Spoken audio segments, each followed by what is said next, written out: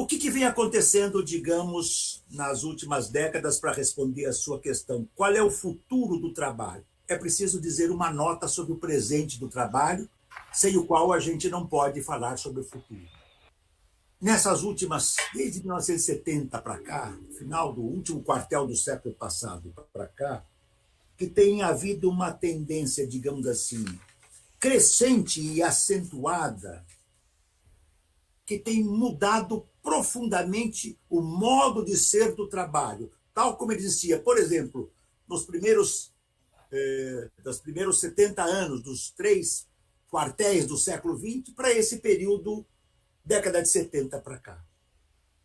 Por quê? Porque tem, digamos, ocorrido um processo onde, primeiro, né, por um conjunto de fatores que decorrem de uma crise estrutural muito profunda dos anos 68, 1973, não só crise econômica, mas crise social, crise de sociabilidade.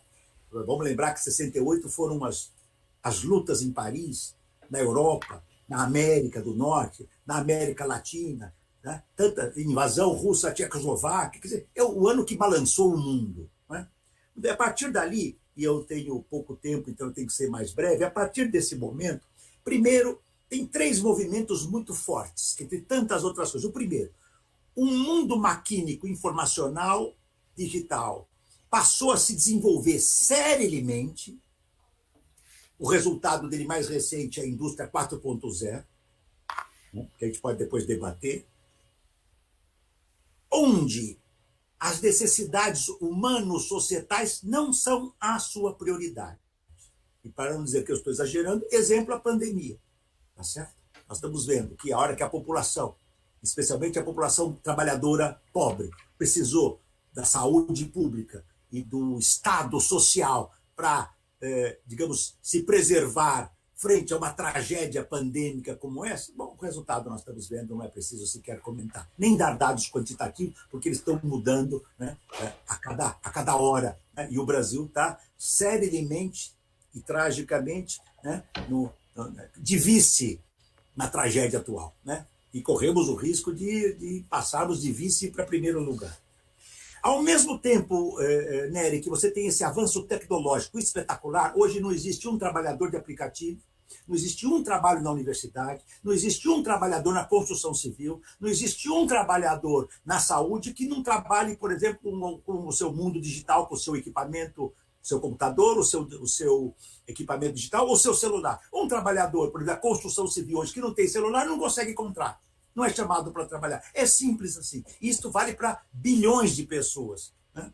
Paralelamente, num movimento que vem desde os anos 70, mais acentuado, neoliberalismo, financiarização da economia, problemas complexos, a gente pode voltar a tratar aqui, se for o caso, mas que nesse momento é impossível de mencionar, né? E que desenvolveram um Frankenstein social e o romance, essa epopeia burguesa magistral, que é este romance, é um trágico exemplo do que eu vou mencionar, por isso eu estou usando Frankenstein de modo proposital, é uma obra-prima da literatura, né, moderna. Né? Criamos uma espécie, um protótipo de trabalho, trabalhadores e trabalhadoras, sejam qualificados ou não qualificados, sejam brancos ou negros, sejam indígenas ou imigrantes, ainda que isto faça muita diferença, tá? A cor da pele faz uma diferença enorme, o sexo masculino ou feminino, o gênero também, né? Mas criamos um protótipo de trabalho que é um verdadeiro Frankenstein social, desprovido da legislação social protetora do trabalho. E eu vou dar exemplos muito claros. O trabalho que mais cresce no Brasil hoje, e que eu vi na Índia, que eu vi na China, que eu vejo na Europa, que eu vejo nos Estados Unidos, que eu vejo na América Latina, tá certo? Eu só não posso dizer que eu vejo na África, porque é um continente que, por certo, eu não quero desaparecer dessa vida histórica sem Índia a África, mas eu não conheço, então não vi na África, em loco, né? O trabalho que se desenvolve é cada vez mais desprovido de direitos sociais. Então, por exemplo, um trabalhador de aplicativo, eu já entrevistei trabalhadores que trabalham de 14 a 16 horas por dia, de domingo a domingo, e não tem nenhuma proteção social.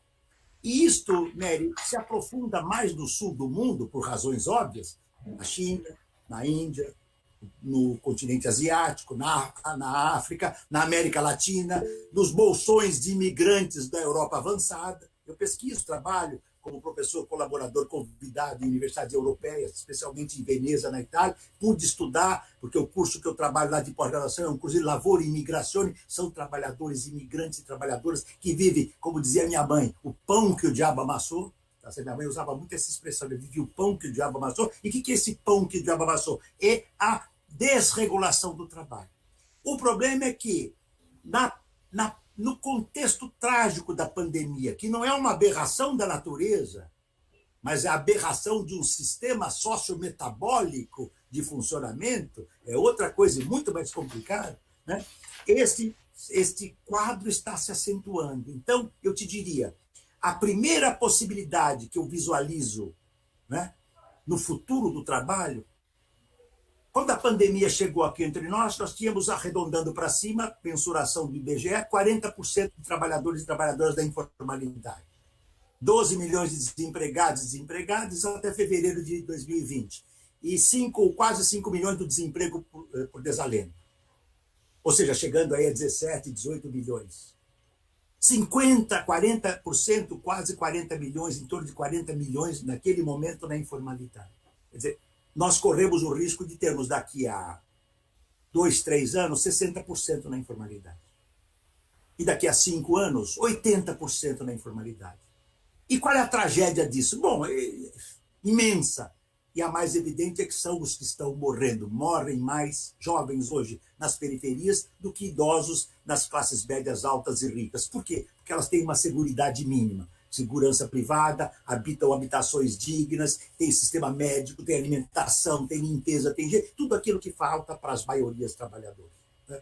Então, se o mundo for deixado como está, esse chamado trabalho uberizado, é isso que nós chamamos, entendeu? O lato sensu, e sem entrar tantas polêmicas que tem, né, nesse debate, esse trabalho uberizado ele tem um monumental potencial de expansão para praticamente uma massa imensa de atividades dos serviços, além da indústria, da agricultura e da agroindústria.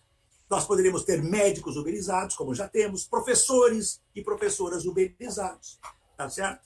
Dentistas, enfermeiros, trabalhadoras do care, que são dos cuidados, trabalhadoras do... Hoje, se eu quiser contratar uma trabalhadora doméstica para vir aqui amanhã, eu ligo para uma plataforma, amanhã ela estará trabalhando aqui, eu pago a plataforma e ela vem aqui nas condições, digamos assim, muito próximas, se não na informalidade, digamos, beirando a informalidade, entende?